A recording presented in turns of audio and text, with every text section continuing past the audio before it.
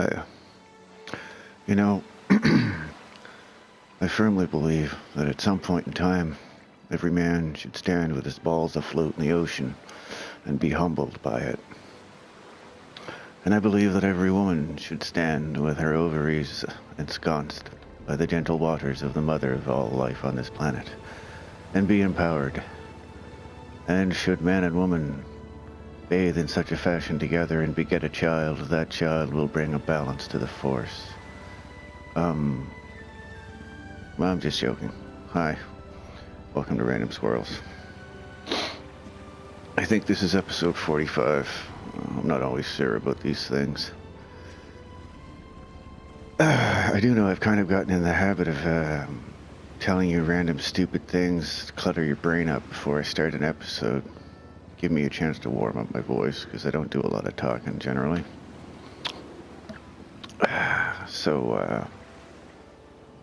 Hey, first squirrel. I already forgot what the hell I was talking about. Oh yeah, random fact.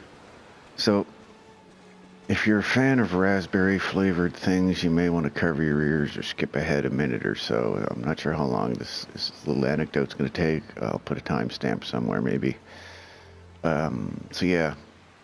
Cover your ears if you like raspberry flavored shit. So, if you're reading something that's raspberry flavored, it doesn't actually have raspberries in the ingredients. And it says natural flavor.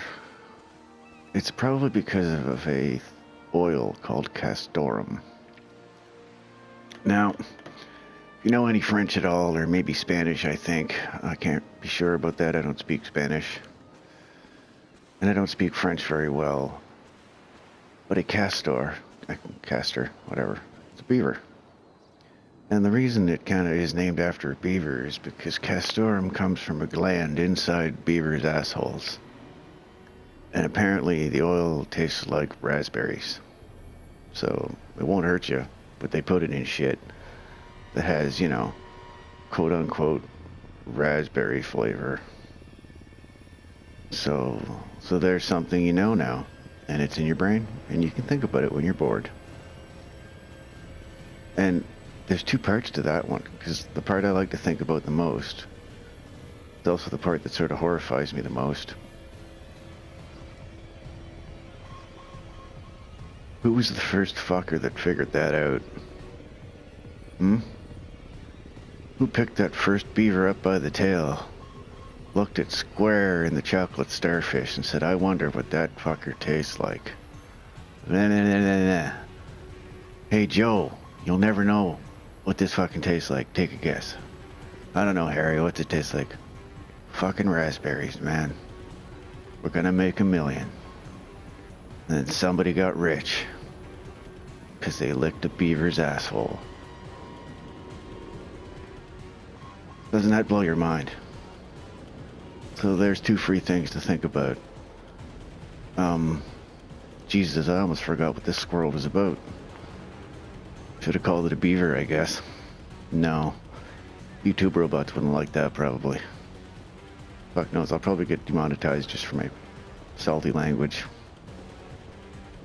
Anyway, it's a beautiful day in Los Santos. I'm out by the beach because it's always relaxing to be by the ocean. And I got to thinking about the fact, I was watching something, it was a documentary about life on Earth. And they were figuring that more complicated life probably started in tide pools and in tidal regions around the ocean areas. Because they're fairly certain that single cellular life started in the ocean because, it's a good medium for chemical reactions, right? And electrochemical reactions. Because of the salt content, blah, blah, blah, a whole lot of biology. I'm not going to get into the details. The interesting thing about tidal regions and tide pools is that they're constantly changing. They're wet, they're dry, there's heat, there's cold, there's sunlight, there's not as much sunlight, there's air, there's no air, or there's air in water. So, in order for shit to survive, it was constantly having to change and adapt and evolve to the ever-changing conditions of the tidal zones. And they think that in that way, that might be the conditions that kick-started evolution. And that brings me around to the title of this video. What is the sound of one hand clapping? Now, somebody told that to me once, or, said those words at me once. It's kind of a question, but it's sort of a non-question. I don't know. And I said, well, that's a strange question. And I was like, nothing? And they're like, well, yeah, but it's not as simple as that, the answer. And I was like, well, sure it is. One hand clapping is fucking nothing. Swoosh, And they're like, well, it was a question asked, apparently, I could be wrong about this, but by either Zen people or Buddhist people or something like that, spiritual sort of tradition that had a lot of deep thinking going on and meditation and shit. And it was the kind of question that was sort of designed to make your brain stop dead and go, there's not really a word for it. That's just, kind of the noise that comes to mind when I think about it. And I don't know, it kind of clicked when I heard the thing about tidal pools and the kickstarting of life. And I got to thinking about, I don't know, physical stuff. The atoms and neutrons and protons and molecules and all that shit that make us up are really just kind of, as I've said before and other people have said, energy behaving in a certain way. Fucking lost my point already. God damn it. This one's a tricky one. Okay, yeah, so at the fundamental level, my molecules and atoms and electrons and shit are interacting with even the air around me, which isn't empty space, any more than my body is, or any less than my body is. And so my molecules and atoms and neutrons and protons and electrons interacting with the atmosphere around me, and if you get zoomed in really, really, really close, it's almost as though there is no boundary between me and the outside world. The gaps become so large between quote-unquote physical things that there no longer is physical things to have a boundary between. However, the interaction between that, on this scale, on what is a boundary, my skin, allows me to feel wind, sunlight, and heat and cold. It helps my brain formulate an image of the world around me. And it is an interaction of that barrier with the world around me. It helps me form the world around me. What I see is photons bouncing off of stuff after coming from the sun and hitting the back of my eyeballs and the rods and the cones. And triggering electrical reactions that send messages to my brain that allow me to see the world around me, or at least the part of it that reflects, a certain narrow band of the electromagnetic spectrum. And all these things happen because of the interaction between two things. At the base of it, I suppose you could say it's my mind and the reality around me.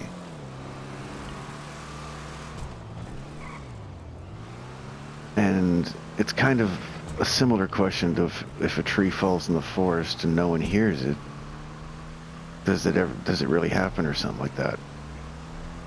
Again, I get fuzzy on the exact details of that one because I don't really like it as much.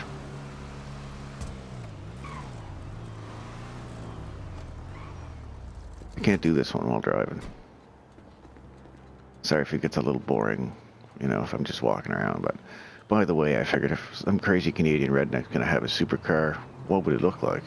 And I think this is perfect. Sounds nice too. Doesn't handle all that fantastic, but who cares? Anyway. So, what is the sound of one hand clapping? Well, I'll try and get to that in a second. I'm going to preempt the, recording limits of my primitive software, and I'll be right back. Okay. So, one hand clapping. Well, literally, it makes no sound. It's just somebody waving, basically, in a strange way. The sound of one hand clapping is nothing. But if not for the interaction of two opposites, there wouldn't be anything. Nothing would exist. No, there's neutrons and protons, negative and positive. Wait, I think I got that wrong. Neutrons have no charge, protons have positive charge, electrons have negative charge. But anyway, there's a lot of parallels, I guess, in the world of physics. And I could spend days going on about that stuff. There's actually a good book called the Tao of Physics. It's a pretty cool read if you're into that sort of thing, because it draws a lot of parallels between Eastern spiritualism and mysticism and the laws of physics as we knew them at the time that book was written. I can't remember when it was. It's not very old, I don't think. So I could be wrong about that as well. I didn't look at the original copyright when I read it. But I recommend it. It's a cool book. And so, yeah, there. Yeah, fuck. Random book squirrel. Gotta watch out for those ones. They're the smart ones.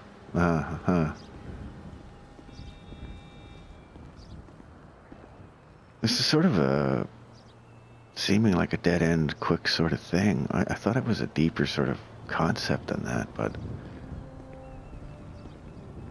it's kind of one of those things, if you get it in a broader sense, kind of see the big picture without having to use words to describe it, it suddenly makes sense.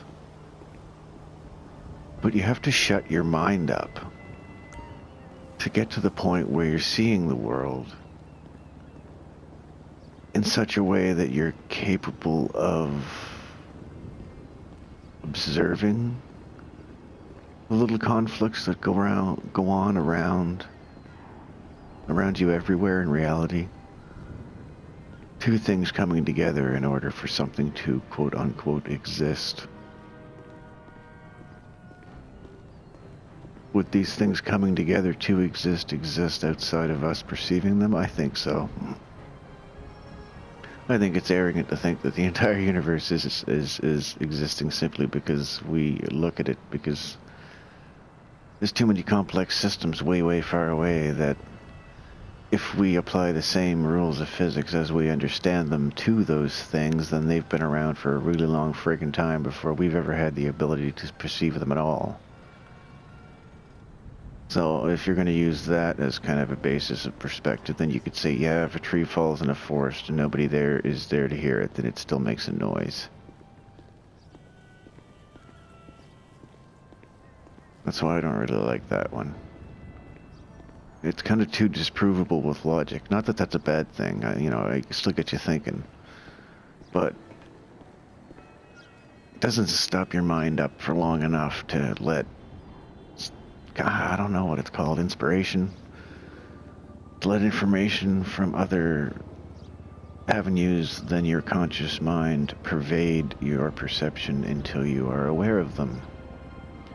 I like the way that sounds, and I think it makes sense. I might cringe later when I watch this again before I upload it, but such are the dangers you take when you do things kind of off the cuff and record them. See, that guy understands. Although, oh, they're right there. Jesus, I didn't even see them. I thought I was hearing shit. Fuck. I know I'm crazy, but generally I recognize the voices in my head.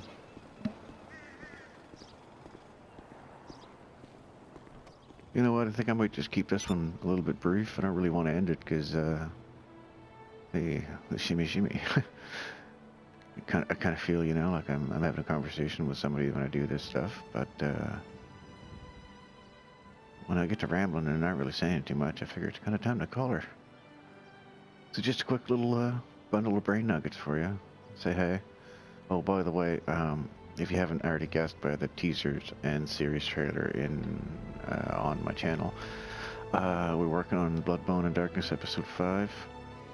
Currently, I have about 12 minutes done. I think it's going to be a long episode. It might be a special one. Maybe more than a half hour. Maybe a two-parter. I don't know. But it's coming along, so there's going to be a lot of development going on in this one. A lot of information. A lot of oh, that's what's fucking going on moments. So brace yourselves, or something. Anyway, as usual, Don't stop thinking. Be excellent to one another. And have a good one.